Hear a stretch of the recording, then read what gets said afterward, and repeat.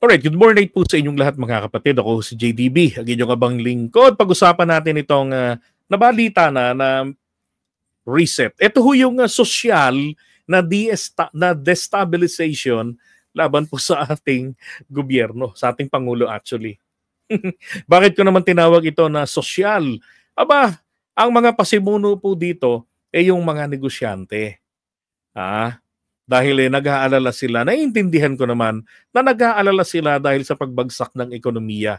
Stock market natin, sadsad, yung mga investors, naglalayasan, nandito na, lumalayas pa. Diba? Imbis na tayo maging destination, nilalampasan pa tayo. Alam naman natin ang problema, issue ng korupsyon, mga paninira laban sa imahe ng ating presidente na hindi na-address. So yun yung mga bagay-bagay na dapat na matugunan ng ating Pangulo. Yung talagang bigyan, ano kung makasakit, kung makulong yung mga animal.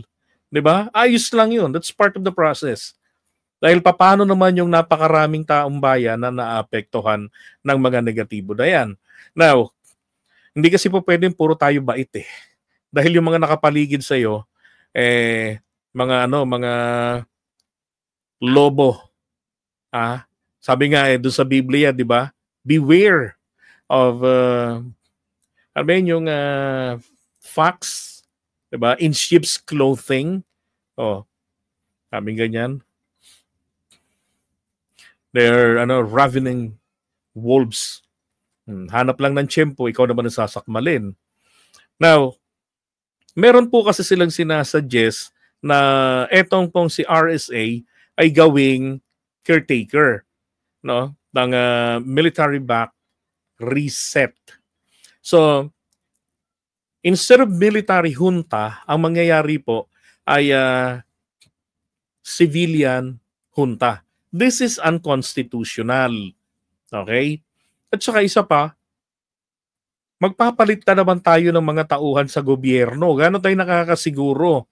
Diba? Ilang beses na nag-intervene ang mga militar. Wala namang nangyari.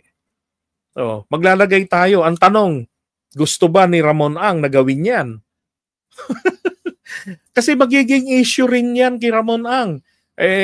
Kayong mga politiko, kayong mga negosyante, pag nanakawan nyo lang kami, sasamantalahin nyo lang, mga negosyo ninyo, kayo na naman ang makikinabang, yan na naman ang magiging issue. Diba? Kapag kaganyan. Ang kailangan natin gawin dito ay tutukan natin ang ating Pangulo, ang ating gobyerno, siguraduhin natin na ginagampanan yung mga solusyon para sa problema natin. Para hindi na po yung ningas-kugon na pag lumipas ang ilang buwan, wala na naman tayo, nga na naman, wala na tayong nababalitaan. Pag may pumutok na issue, doon na naman mainit. Di ba? Doon na naman ang aksyon. Hindi ho. Dapat maging vigilant tayo, ang taong bayan. Hayaan yung matapos ni PBBM yung kanyang termino. Mabuti nga, gumalaw na eh. Sabi nga ni Montulfo, okay na ako rito kay PBBM na sinasabi nilang tamad. At least, hindi naman luka-luka. Hindi gaya ng papalit na si Sara. At least, pwedeng gumalaw yan si PBBM. At yun na nga, gumagalaw ngayon, di ba? Masakit nga lang yung galaw, may nakukulong. Talagang ganun.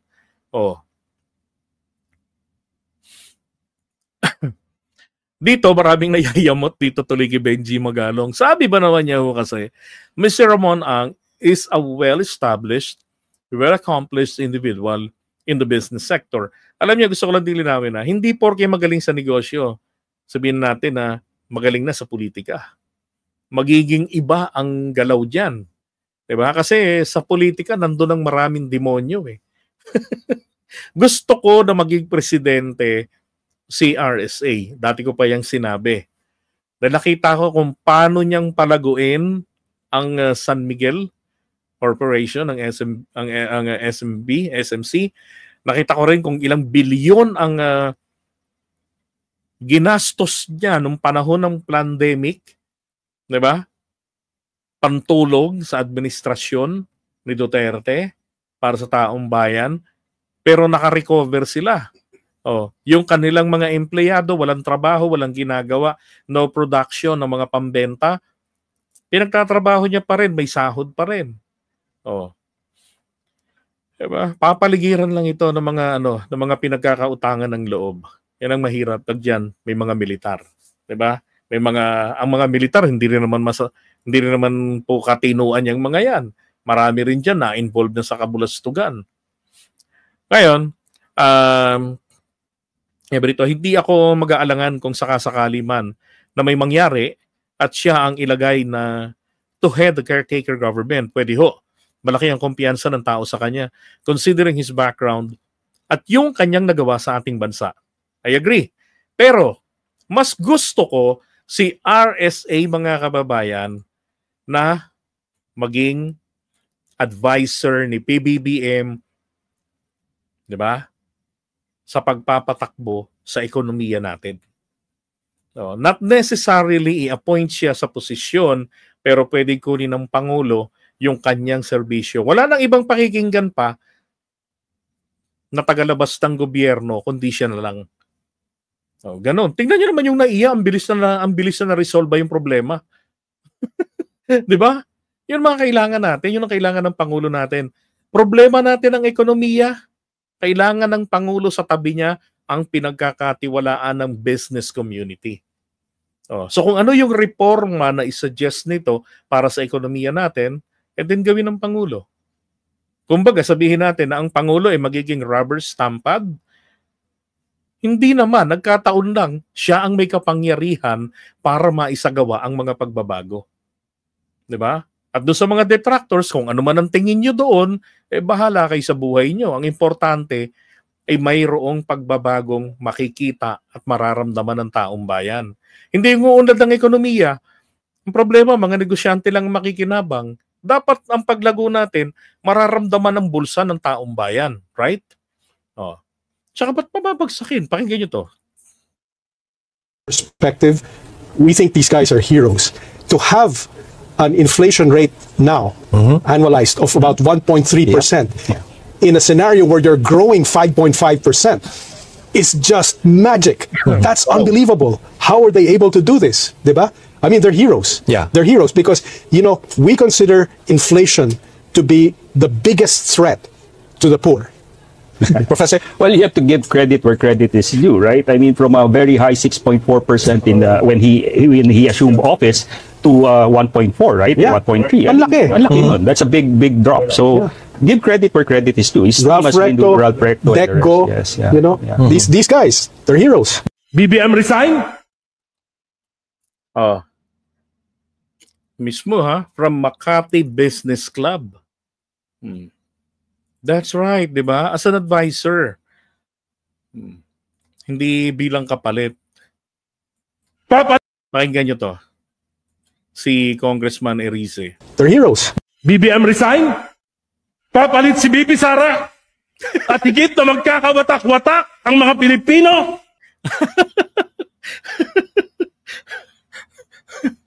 Na-highlight si Sara, no? Imagine, noong September 21, gusto ng INC, doon sa mga magkukudeta, si Sara ang iloklok, ayaw ng mga militar. Nagsolo sila ng rally. Diba? Tapos ngayon dito naman sa Congress. Tapos sabi pa sa media naman, sabi naman ni Montulfo, ayaw niya kay Sara kasi loka-loka. Oh my God. Maghihigantihan at wala rin namang mababago sa sistema. Bakit? Yung mga magnanakaw sa gobyerno, babalibbig lang yan. Right. Yung mga political dynasties, babalibbig lang yan. Tama. I appeal to the sense of patriotism of everyone. Let us save this country first. No matter how flawed the 1987 Constitution is, we must rely on it to save our democratic life. To save our sinking ship, our leaders must learn to think beyond themselves. PBBM, BP Sara, mga senador, mga kapwa o kinatawan, higit nyo bang mahal ang inyong kapangyarihan kaysa sa ating bayan? Tanggapin natin, we are in deep crisis and we are the bigger part of the problem.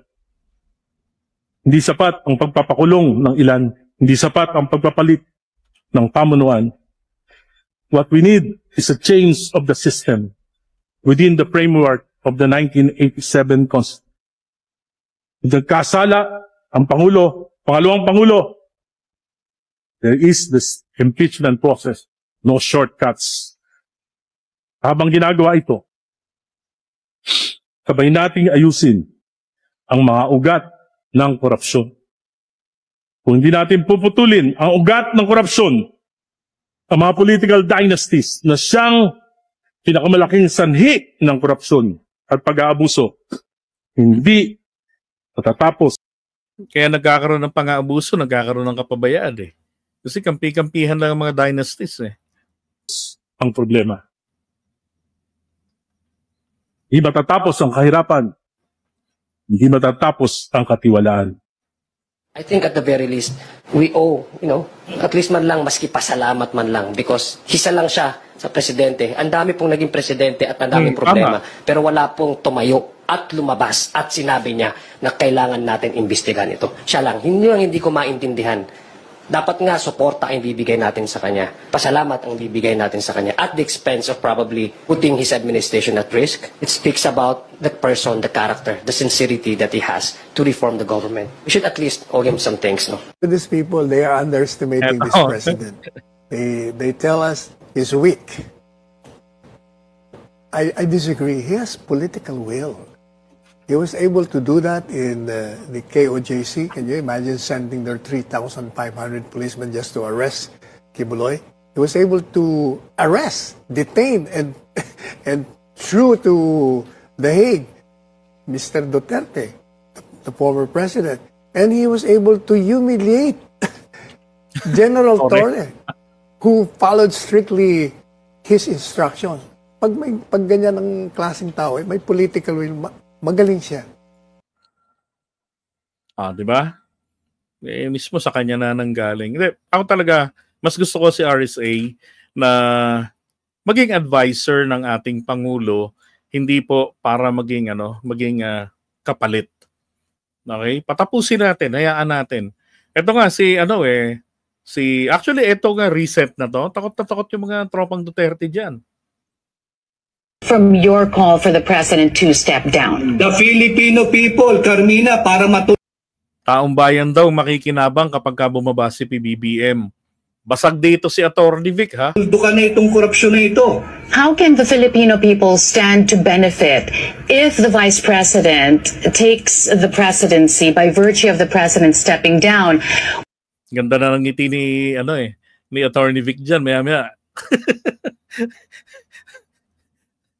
May nasensya na, teka, masama yung response. When you're just going to put in place another dynasty whose history is also peppered with allegations of corruption, instability in behavior, even murder, deaths of countless deaths of your countrymen, Attorney Rodriguez, not to mention the damage to freedom of expression, which you oddly enough claim to protect as well. Go ahead. Are you saying that when Bongbong Marcos, assuming he will step down, we will abandon the 1987 Constitution? Ang gusto kasi, yung ginigiit kasi nila, actually, hindi lang naman si Atty. Vic pati itong UPI, yung UP, nagka-UP na sa kanilang gustong mangyari. Dati, hinihingi nila na bitiw si PBBM, di ba? Gusto nga nila pabagsakin na yung ating gobyerno sa etong si PBBM para mailuklok si Sara. Aba, sa mga interviews, nagdi-deny na. Kesyo ang gusto na lang daw nila ng UPI ay mag-usap lang daw yung Vice President at Presidente para ayusin ang problema ng bayan. Wow, what a very elementary thought. Pwede bang ganun lang yun?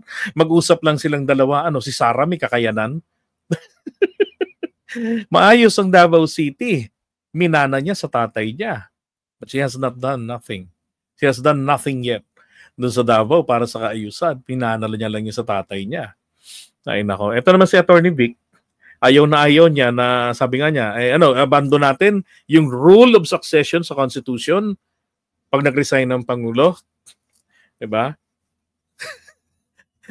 Kasi yun naman talaga nakalagay sa Constitution, papalit ang Vice President. Pero sabi ni Karina, iluluklok natin. Mas malala pa, problema ang Bitbit. Kaya ho takot yung mga Duterte camp dito sa sinasabing reset kasi nga mababaliwala ang lahat ng paghihirap nila, ang million or probably billions ng ginastos nila sa pagsira sa ating Pangulo. At coming 2028, wala rin namang kasiguruhan na mananalo pa si Sara sa 2028. And while PBBM still eligible to run for another presidency, for another 6 years. Kung nga 3 taon na yan, makikita na nare-realize, nga, maganda yung mga ginawa na ng Pangulo. Ngayong nawala na rin yung Duterte, maganda yung ginawa ng BBBM. Kung walang Duterte, wala pa na talagang problema.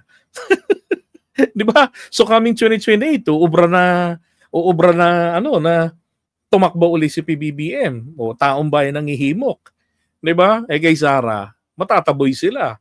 Kaya ang gusto nilang mangyari para hindi masayang, makapamayagpag ulit sila sa kapangyarihan at yung naudlot niya na pamamayagpag, di ba? Maituloy. Grabe sayang si Atty. Vic. Sa lahat ng mga naging kaibigan ng Pangulo na nawala sa pwesto, di ba? Siya yung naging sobrang bitter. And skip the rule on succession. Nice. You've mentioned about murder. Meron bang kasong murder ang Vice President, Carmina? I'm talking Wala sa ICC yun. about another dynasty. She's another member. She's a family member of another dynasty. Mas malaki ang boto sa Pangulo. Hindi basihan yun ng galing porque mas malaki ang boto. Si Robin Padilla na lang nag-number 1 pa. Kamusta naman ang performance? Wala tayong magagawa ron. I never advocated anything that is outside of the constitutional loop or constitutional orbit. But here's the thing. By the rule on succession, when the president is no longer capacitated to govern, the vice president shall assume the role of the president. But how Wala can akong you... magagawa ron. Hindi ko inimbento yun. Hindi mo inimbento yun. Iyan ang ating saligang But batas. how can you, Attorney Rodriguez, separate your advocacy for anti-corruption from this constitutional succession, as you said? The Vice President, who stands to benefit from your call, is also mired herself in corruption allegations. How does that reconcile with your anti-corruption advocacy? O nga naman, may anti-corruption advocacy ka. Pero sa nakikita mo sa ginawa ni Sara doon sa confidential funds niya, holy. Di ba titignan mo lang naman doon sinunod ba yung guidelines? Ba't hindi niya ma-discuss yung guidelines? Oo. As a media practitioner, alam mo na walang ini-issue at clear na ng Commission on Audit ang Office of the Vice President kung Clear daw. Paanong na-clear? ang pinatutukuyan mo ay yung paggamit ng intelligence funds. Oops, wala. Never nagkaroon ng intelligence fund ang Vice President. Confidential fund lang at yun ang problema sa DepEd at saka sa OVP. Mukhang hilo to si Atty. Vic dito At walang nakabinbin na anumang kaso or impeachment laban sa pangalawang Pangulo. Anong walang nakabinbin? Nasa denial stage ito So yung sinasabi na meron siyang issue ng korupsyon, yan ay gawa-gawa. Nakikita naman natin. Yan ang sinasabi ko Never na clear pagdating doon sa issue ng... Kaya nga may notice of disallowance Magkano yung 72 million pinababayaran sa kanya? O ipinababalik. Yung makakaliwang grupo na ayaw nang makabalik ang tatak Duterte na serbisyo. But hindi siguro tayo matatapos dito kahit maghapon tayo sa iyong programa. Ang aking tugon doon sa iyong katanungan kung sakaling bumaba ang kasalukuyang Pangulo, naturalmente umiiral ang ating saligang batas, ang Vice Presidente ang siyang hahalili sa mababakanting posisyon. Yun. Kaya ang tanong talaga doon, may kakayanan ba si Sara? Because in the first place, ayaw rin naman nga niyang mag-vice president, ayaw niya mag-presidente. Di ba? So, napilitan na lang nung nakaraan, 2022. Ay, nako, Attorney Vic Rodriguez. Hindi niya, hindi niya mag-guarantee. Yun ang hinihingi ni Carmina sa kanya. May gagaranti mo ba na magiging effective na leader siya? Na makakapagsilbi siya ng maayos? Di ba? Hindi niya nasagot yun eh. Ang ginigiit niya lang is dura lex sed lex. Yan ay nakasulat sa ating Constitution under the rule of succession. Uupo ang Vice Presidente in case of temporary or permanent disability ng Presidente. Diba? Kung ganun lang din, sabi nga nung iba, sabi nga ni Montulfo, titiisin ko na ng 3 taon mahigit. Etong si PBBM. Ay, nako, oh my gosh.